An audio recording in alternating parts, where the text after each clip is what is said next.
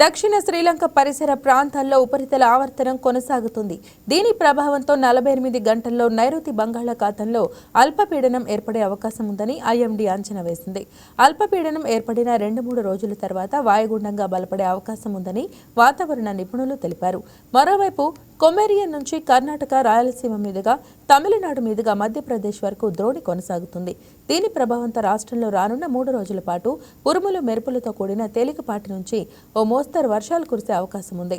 ఏపీకి rain alert పై మరింత సమాచారాన్ని మా విశాఖ స్పెషల్ కరెస్పాండెంట్ దుర్గాప్రసాద్ అందిస్తారు.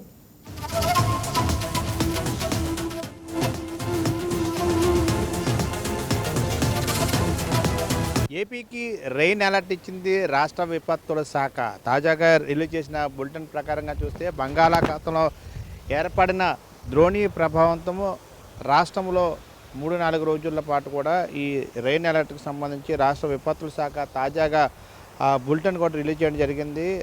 రేపు రాష్ట్రంలో పలు జిల్లాల్లో అయితే పిడుగులతో కూడిన వానలు పడే అవకాశం ఉన్నట్టు కూడా తాజాగా అంచనా వేస్తుంది. దీనికి సంబంధించి రాష్ట్ర విపత్తుల శాఖ అయితే ట్విట్టర్ వేదికగా కూడా తాజా సమాచారం కూడా చెప్పడం జరిగింది.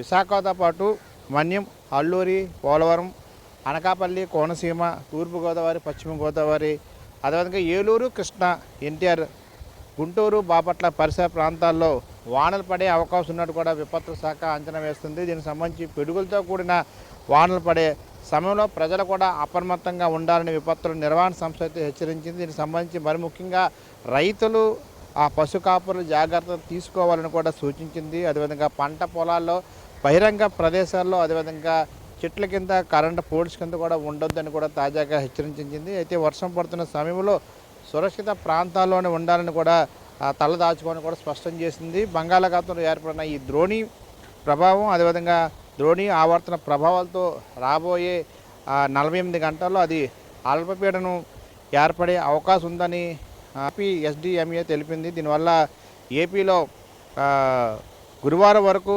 కోస్తాంధ్రలో మంగళవారం పిడుగులతో కూడిన వర్షాలు కురిసే ఛాన్స్ ఉంది. అదేవిధంగా ఈరోజు అటు మన్యం, అల్లూరి, పోలవరం పరిసర ప్రాంతాల్లో కూడా వర్షాలు పడే అవకాశం ఉంది. దీనికి సంబంధించి తిరుపతి జిల్లాలో బాపట్ల, నెల్లూరు పరిసర ప్రాంతాల్లో కూడా 30 నుంచి 50 కిలోమీటర్ల వేగంతో కూడా ఈదురుగాల్లో వీచే అవకాశం ఉందని కూడా స్పష్టంగా తెలియజేయడం జరిగింది. ఈ నేపథ్యంలో ప్రజలు కూడా అప్రమత్తంగా ఉండాలని కూడా హెచ్చరిస్తుంది. ప్రథమంగా ఈ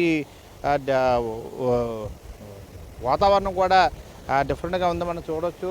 విభిన్న వాతావరణం, వైపు పరిసర ప్రాంతాల్లో ఎండలతో ప్రజలు ఇబ్బంది పడుతూ ఉంటారు, మరి ఒక ప్రాంతాల్లో ఈ విధంగా భిన్నమైన వాతావరణం కనిపిస్తూ ఉంది. ప్రథమంగా మనం చూసినట్లయితే దక్షిణ శ్రీలంక పరిసర ప్రాంతాల్లో ఇది ఉపరితల ఆవర్తనం అయితే కొనసాగుతుంది. దీనివల్ల ఈ నెల 12 లేదా 13 తేదీ నాటికి అది నైరుతి బంగాళాఖాతంలో అల్పపీడనంగా ఏర్పడే అవకాశం ఉందని కూడా వాతావరణ శాఖ అంచనా వేస్తుంది.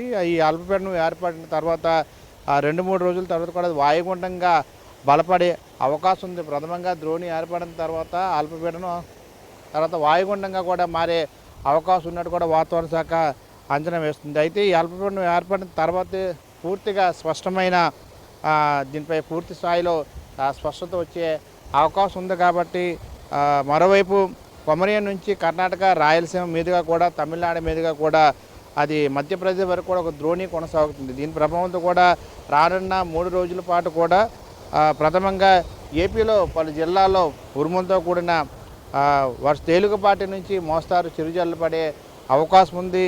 అదేవిధంగా గడిచిన 24 గంటల్లో కూడా అత్యధికంగా అటు కర్నూలు జిల్లాలో కూడా 40.7 డిగ్రీల ఉష్ణోగ్రత కూడా నమోదవుతుంది. మరోవైపు అనకాపల్లి జిల్లా నర్సీపట్నంలో కూడా 16.2 మిల్లీమీటర్ల వర్షపాతం కూడా నమోదైంది.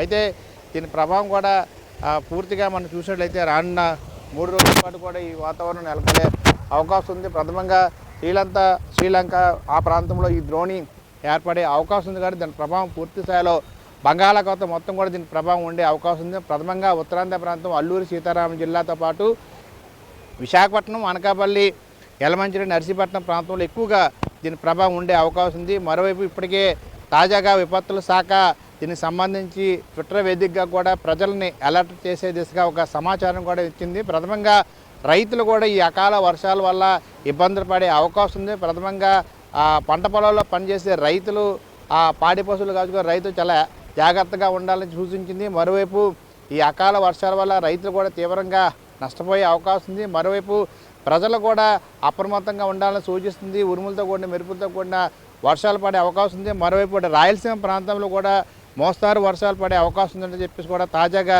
బులెటిన్ రిలీజ్ చేయడం జరిగింది. ఈ నేపథ్యంలో ప్రజలు కూడా అలర్ట్తో పాటు అప్రమత్తంగా ఉండాలని కూడా సూచించిన అంశాన్ని మనం చూడొచ్చు. వీడియో జర్నలిస్ట్ కిషోర్తో దుర్గాప్రసాద్, వైకే న్యూస్, విశాఖ నుండి.